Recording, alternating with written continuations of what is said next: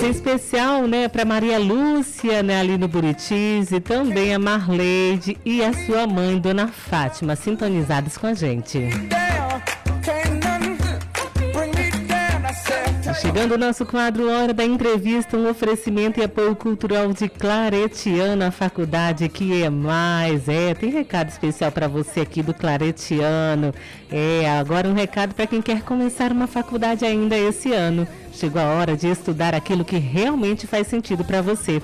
E o Claretiano tem a melhor estrutura de Boa Vista. Cursos combo de biomedicina, que é referência na região e formou os primeiros biomédicos no estado, e terapia ocupacional, que é novidade para o segundo semestre e só o Claretiano tem.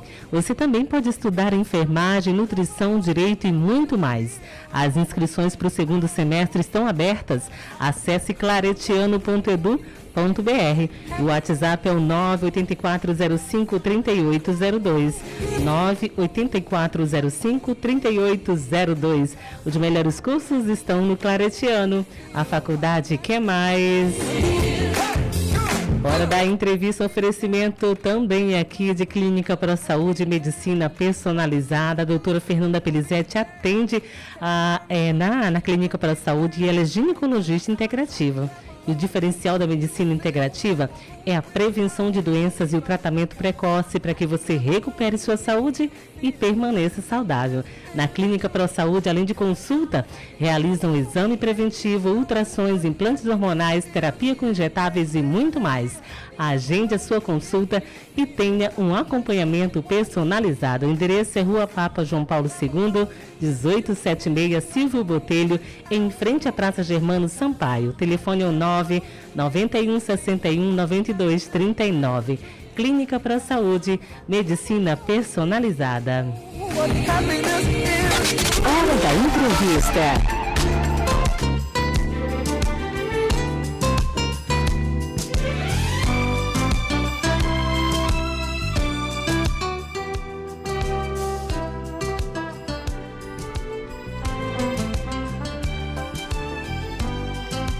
Você sabe o que é psicofobia? Apesar de ser um termo desconhecido por muitos, a psicofobia é praticada todos os dias, o tempo todo. E talvez você já tenha sido psicofóbico alguma vez. É sobre esse assunto que a gente fala agora com a psicoterapeuta, especialista em saúde mental, Tayana Sabino. Bom dia. Bom dia, obrigada novamente. Seja muito bem-vinda. Tayana, explica pra gente o que é a psicofobia e como ela se caracteriza. Em linhas gerais, a psicofobia é o preconceito, são as ações de preconceito contra pessoas que têm algum tipo de transtorno mental. Então, ela está presente naquelas falas que a gente conhece muito, como depressão é coisa de quem não tem fé, ansiedade é frescura de quem não tem o que fazer, quem tem esquizofrenia é doido, é louco, doido varrido, esse tipo de palavra que carrega um estigma, que carrega preconceito e que inibe o acesso dessas pessoas a tratamento e, em algumas formas, acaba comprometendo severamente a saúde. Quando, por exemplo, as empresas deixam de contratar alguém ou demitem alguém depois de um certo afastamento por questões psiquiátricas. Então, são vários comportamentos e falas de preconceito contra as pessoas que têm algum tipo de transtorno mental. Ou seja, são atitudes, comportamentos muito comuns, né, que a gente vê cotidianamente. Infelizmente. Né? E por que isso ocorre? Por que ocorre a psicofobia? Então, aí a história é longa, né? Vem do surgimento dos estudos sobre saúde mental, desse conceito do que é transtorno mental, porque a gente sabe que lá atrás, não muito tempo, tudo isso era de uma conotação religiosa e negativa, né? Então, essas pessoas eram chamadas de bruxas, endemoniadas, e o tratamento era de exclusão social.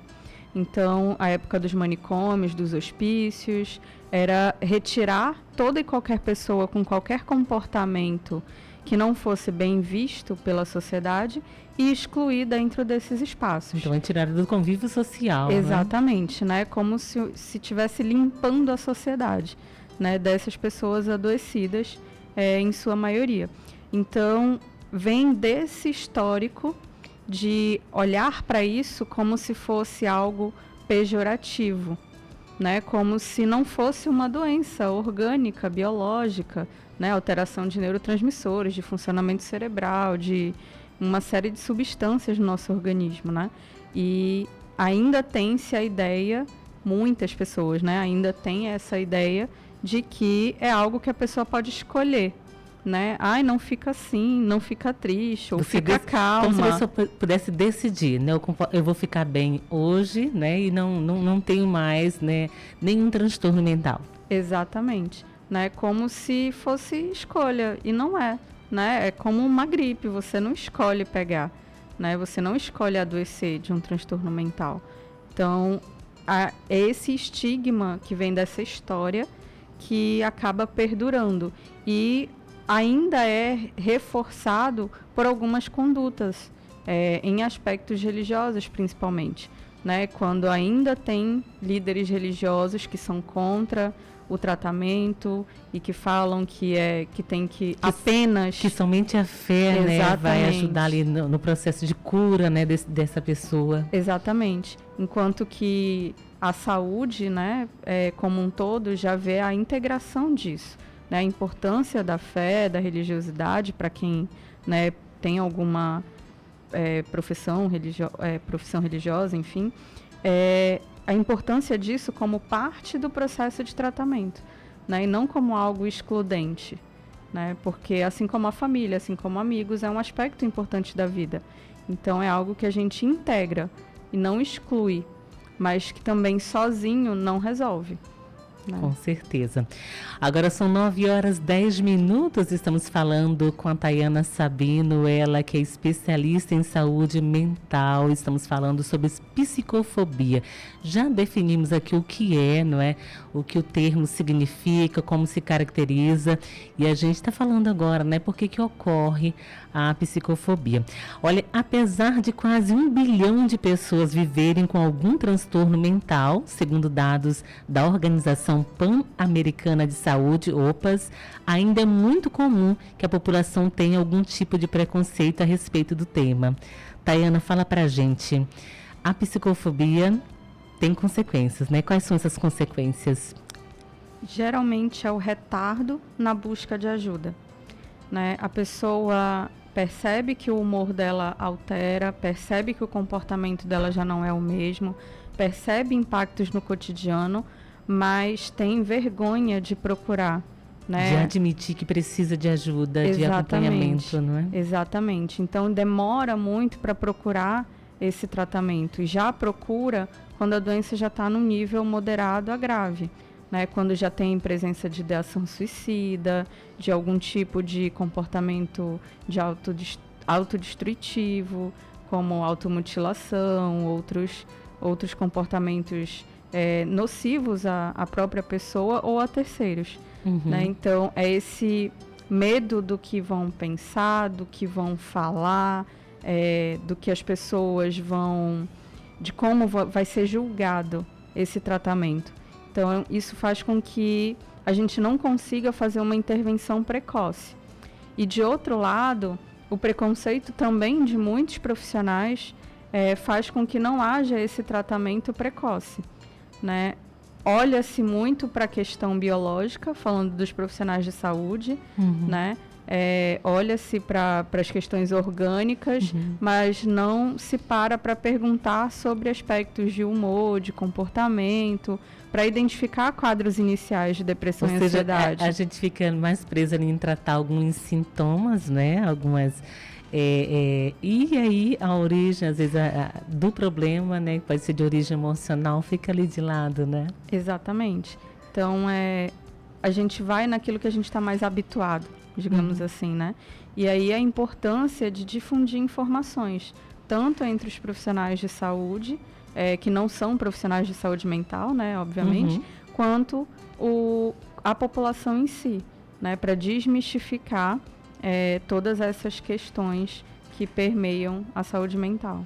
Então, podemos dizer que, olha, a psicofobia, que é esse preconceito, né, com relação às pessoas com algum transtorno ou adoecimento mental, ele causa sofrimento. Causa dor, não é? Porque essa pessoa que já está em sofrimento, ela se sente ainda mais, né, como diz, ela não vai buscar ajuda, né? Ela tem vergonha e não busca ajuda. E por isso a importância da gente falar sobre temas como esse, né, nas terças-feiras aqui, que a gente sempre está trazendo um assunto sobre saúde mental, para a gente diminuir esse preconceito. A ideia, o nosso objetivo seria acabar, mas isso é um sonho, né? Mas diminuir esse preconceito e levar informação, né, para as pessoas a respeito da saúde mental, né?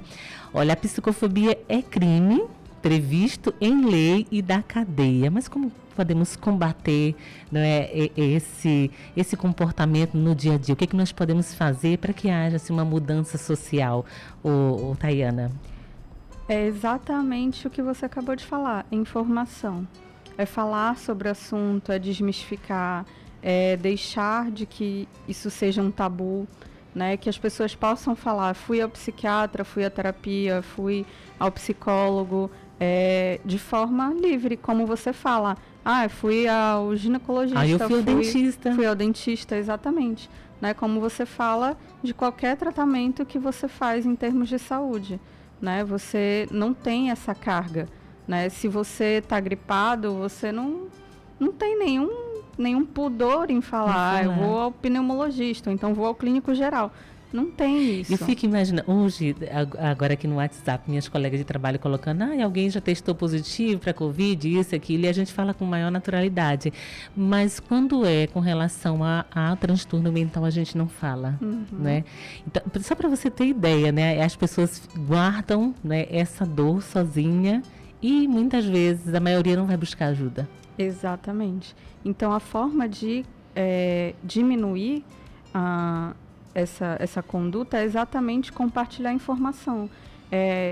Eu tenho visto como muito positivo esse movimento de alguns líderes religiosos compartilharem, né, que fizeram terapia, que foram ao psiquiatra, que tomaram as medicações e fizeram tratamento.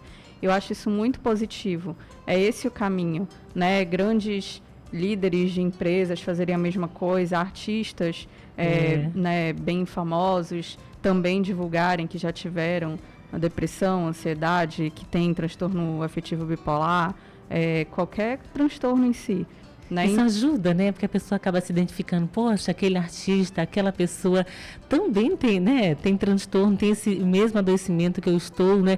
Então, a pessoa se sente como se tivesse uma semelhança com aquela pessoa e vai buscar ajuda também, não é? Exatamente. E isso vai diminuindo esse estigma, né? Vai quebrando esse tabu de que é coisa de quem não trabalha, é coisa de quem não tem o que fazer, é coisa de quem não tem fé, de quem não tem caráter, de quem, enfim, todo esse preconceito vai caindo quando você vê pessoas que são referência nesses aspectos, né, nas suas profissões, no seu trabalho, na sua fé, na sua crença, e que ainda assim adoecem, porque é isso, né, é doença, e a gente está sujeito. E ainda tem algumas situações que ainda trazem ainda mais sofrimento, por exemplo, como diz, algo que acontece na vida daquela pessoa que já, por exemplo, já teve um transtorno mental, já passou por um acompanhamento, e tudo que acontece as pessoas dizem, é porque fulano já teve a tal doença, né? Deve estar com aquela doença.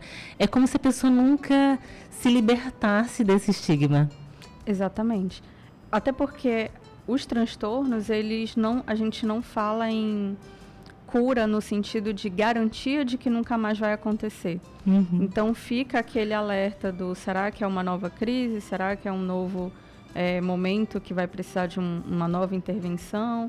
E isso também faz parte, né, dessas crenças. E olhar isso com naturalidade. Né? Fulano está mudando de novo. Sim, pode ser uma nova crise ou pode ser um momento. Pode ser uma circunstância da vida. Não, às vezes eu falo assim, porque Naturalmente acontece isso com a gente. A gente tem dia que a gente não está 100%, tem dia que está 50%, está 30% e está tudo bem. Com uma pessoa que já passou por um processo de transtorno mental, né? Ela leva isso. As pessoas olham, deve ser por conta disso. Exatamente. É a falta da informação, né? De que para você fechar um diagnóstico de transtorno exige tempo, né? A mudança de comportamento de um dia para o outro não é um transtorno. Ela precisa evoluir ao longo de meses para você poder fechar um diagnóstico. Quase todos os diagnósticos de transtorno mental, eles têm o critério tempo de duração dos sintomas. E se você disser que começou ontem, ninguém vai fechar um diagnóstico. Porque ontem aconteceu alguma coisa mudou de ontem para hoje. Né? Então, são situações. O que causa prejuízo é a duração, é a permanência dos sintomas.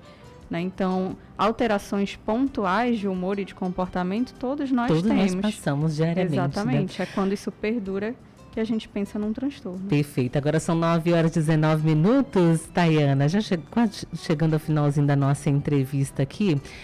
Qual a orientação que você deixa para o nosso ouvinte que talvez ainda não buscou ajuda profissional por vergonha, né, do que os outros podem falar? Que procure o mais rápido possível, porque quanto mais cedo as intervenções são menores no sentido dos efeitos colaterais, né? Se puder começar o tratamento sem uso de medicação, é interessante, se você buscar, né, no início. Às vezes, o uso de alguma medicação que tem menos efeitos colaterais. Agora, se você vai evitando e postergando isso, a necessidade de uma intervenção mais séria, de medicamentos um pouco mais, com mais efeitos colaterais, vai ser eminente, como em qualquer doença. Né? Se você deixa a coisa avançar muito, o tratamento é mais agressivo e gera mais efeitos. E o prejuízo daquilo na tua vida vai ser cada vez maior. Então, na hora de fazer o tratamento, não vai ter vizinho, não vai ter ninguém, amigo, colega, chefe, ali junto. Você vai, e se você ainda não está à vontade para falar, você não fala, né, para as pessoas, você não divulga, mas no tratamento em si, você vai perdendo esse estigma e você vai vendo que é natural você falar e que você pode falar e que, mesmo que as pessoas não entendam, você já vai estar entendendo o seu processo. Né? Esse sofrimento para buscar ajuda, para dar o primeiro passo, ele vem também desse preconceito interno, pessoal. Né? E o tratamento, ele não vai mudar a sociedade, a terapia, né? Não vai mudar a sociedade, vai mudar a sua força interior, né? A sua percepção sobre você. Então, você vai aceitar melhor que esse é um processo de adoecimento e que você tem as suas forças e tem as suas fragilidades, e você vai aprendendo a lidar com isso de forma que a opinião alheia já não vai mais fazer tanta importância, não vai fazer tanto estrago, né, no seu dia a dia. Perfeito, não terá mais tanto efeito, né, sobre o seu comportamento. Muito bem, então procure ajuda profissional. Busque um terapeuta, psicoterapeuta, um psicólogo, um psiquiatra, mas busque ajuda. Tayana, obrigada pela participação, sucesso no seu trabalho. Eu que agradeço, muito obrigada. Me fala, a gente ainda se encontra? Como é que vai ficar? Você vai partir para outros caminhos agora, né? Quero te fazer esse agradecimento aqui no ar, né, pela sua parceria que já está comigo há algum tempo, né, sempre colaborando, trazendo informações importantíssimas para a sociedade com relação à saúde mental, e eu deixo aqui minha gratidão aqui no ar para você. Eu agradeço também todo esse período, né, que nós estivemos aqui.